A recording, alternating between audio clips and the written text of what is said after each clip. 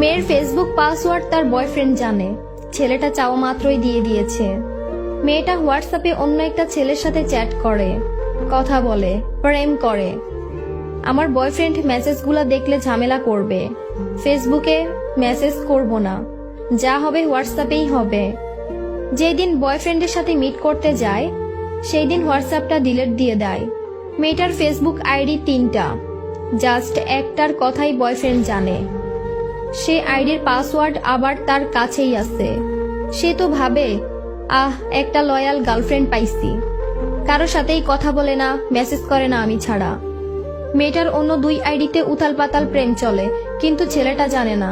ছেলেদের সাথে কত প্রেম করে মেয়েটা, কিন্তু ছেলেটা জানে আমি একটা মনের মতো মানুষ পাইছি, যে মানুষটা অন্য কারোর সাথে কথা বলে না।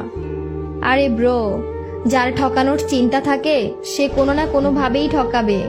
তাকে আটকাতে পারবা না তুমি কখনোই, কোনোভাবেই না। ফেসবুক পাসওয়ার্ড এটা ঠুনকো একটা জিনিস, এটা নিলেও যে, না নিলেও সে মানুষটা তোমাকে চাইলে সেই মানুষটা তোমার হয়ে সারাটা জীবন থাকবে। আর সেই মানুষটা যদি তোমাকে না চায় তাহলে তোমার হয়ে সারাটা জীবন কখনোই থাকবে না। 2 দিনের জন্য আসছে, 3 দিনের জন্য মজা নিচ্ছে, 4 দিনের দিন তোমাকে ঠিকই ছেড়ে চলে যাবে। সো প্লিজ জীবনে সলিড একজন মানুষকেই বিশ্বাস করো। ভুল মানুষকে বিশ্বাস করে ঠকে এত কষ্ট পাওয়ার কোনো মানেই হয় না।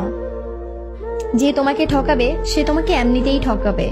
ফেসবুক পাসওয়ার্ড, হোয়াটসঅ্যাপ, ইমো এই সব কিছু না ভালোবাসার মধ্যে মেটার করে না।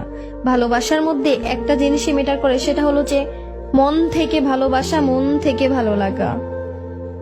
এইসব কিছু পাসওয়ার্ড নিয়ে কোনো লাভ নেই, কারণ সে রাখতে পারলে 1000 জায়গায় রাখতে পারে।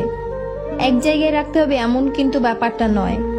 সো বিশ্বাস, ভালোবাসা এটাই হচ্ছে আসল, আর কিছু না।